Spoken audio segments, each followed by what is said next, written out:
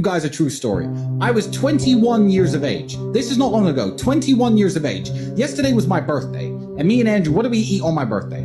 KFC. Why did we eat KFC? Because when I was 21, me and Andrew used to have no food. I used to drive my broken Volkswagen Golf to the KFC restaurant in Dunstable, United Kingdom. And I used to sit in my car.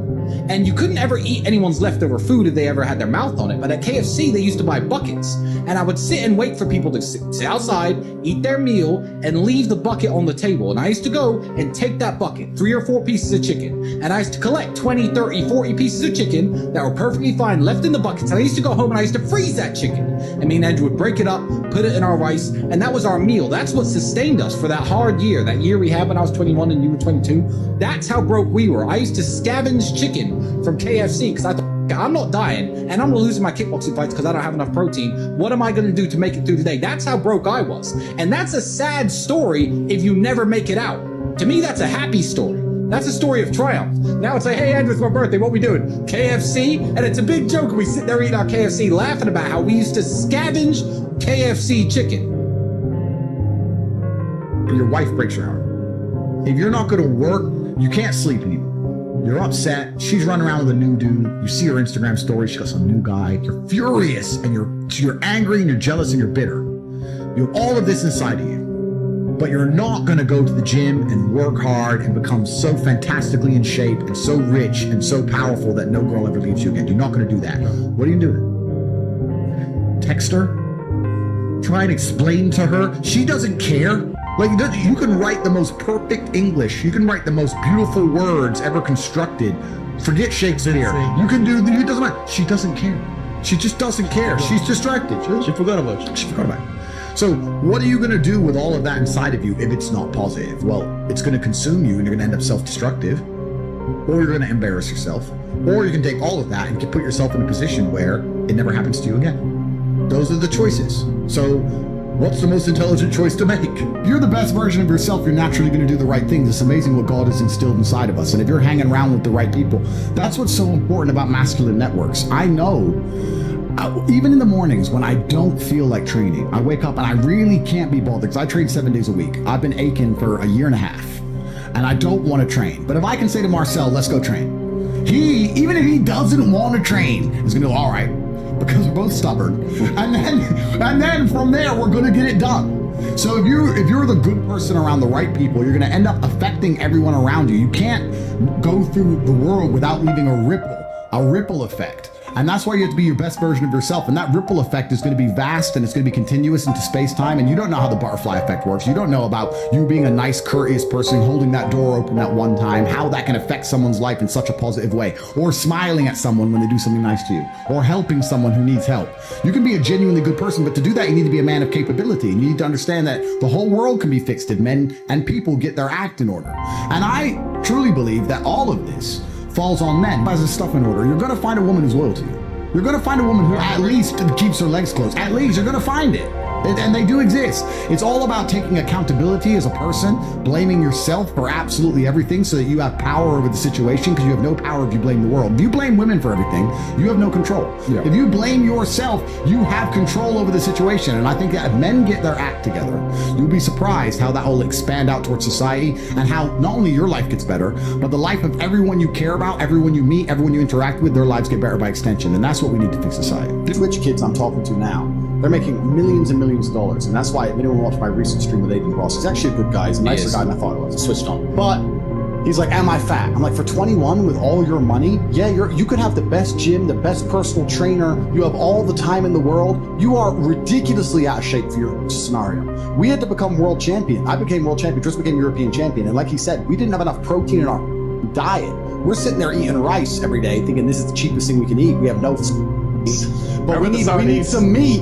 How can we get meat? I became world champion without even food. And you got these kids with millions and millions and millions. He ain't got a six-pack. You know, I don't understand how many humans function in the world today. I don't get people who don't think like me. I don't understand it. I'm like, well, then how have you survived this long? Life is hard. Life is difficult. Maybe I've just been unlucky, which I don't believe in, but I've had so much trauma and bad events and negativity and stress and all these things that have happened to me And I've used all of it to be monumentally successful. People are functioning. If you're not thinking like me and you're going through life with any other mindset, you've been extremely fortunate that God smiled on you and allowed you to sit around most of the time doing jack, and you have yet to be punished for that. I could never have lived that life. If I was a bit lazy or a bit, or I was a bit of a snake, or if I lied to people, I'd be dead by now. Like, so a lot of these people are just absolutely and utterly blessed by God that they managed to go through life with such a non-competitive mindset and they still breathing. Like, I don't understand how people can think any other way. I've spoken to dudes and like, yeah, I had a bad couple months. Why? Oh, my girl left me. You've wasted months? You wasted months? Oh, like you had the, think of how much God loves you to have given you the grace and given you the opportunity to waste months of human time over some chick. Like, talk about blessed head to toe. If I waste months, empires are going to collapse. I'm going to end up in a cell or dead if I waste months. I have things to do every single day. I can't waste a second. Like, these people are just absolutely infinitely blessed, and their mindset is a product of that because they're spoiled children. Absolutely spoiled children. Because there's a whole bunch of people out here daily who fail.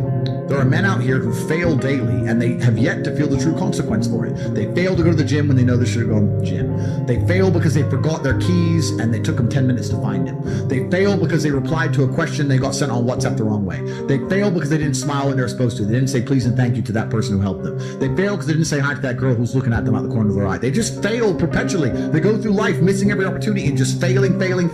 And somehow we've built a society which is so soft and God is so giving and so graceful that they still have a place to eat and somewhere to sleep, and they're still surviving.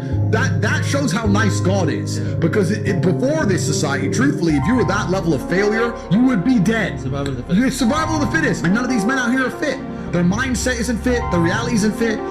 They're failures. They're failures. Yeah. And they're just failing every single day. And they go, oh, but tomorrow I'll go to the gym. Yeah. You've been failing your whole life. That's all you've done is fail. And then you sit and wonder why people like me absolutely and utterly outcompete you. It is so easy to become a top tier male in the world today because the competition is so ridiculously low. There are 2% killers like me and everybody else amateur. Head to toe amateur. They can't even pay attention to anything. They can't try anything. They're amateurs. And it's really mind-blowing to me because I've tried with all of my computational power to imagine having a mindset different to mine.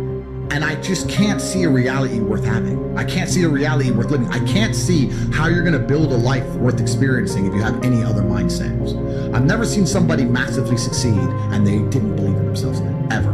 I've never seen somebody who just allows life to happen to them and become blown off course by some sadness, end up doing massively monumental and important things. I've never seen it. It does, and it's never going to happen. You need to be a guy that has his shit together financially, mindset-wise, etc. Now, even though she's wrong in the aspect that making 50K per year doesn't disqualify you from dating, what it does disqualify you from is getting a certain level of respect for women to get the ultimate submission, right? So she's half right. You can go ahead and date making 50K per year, but understand that you're not going to get hot girl that's gonna follow your lead and respect you a lot of the times when you make that kind of money. And that's just an unfortunate reality of women, man. They're hypergamous. If you want to get the hottest girls that are gonna listen to you, not give you stay low, etc., you got to be the best version of yourself. And a lot of times that comes down to making more money, man. Guys, you should not be happy making 50K per year. I love the fact that women only want to date men with lots of money because I have lots of money. And I love the fact that women want to date men with good bodies who are strong because I'm strong.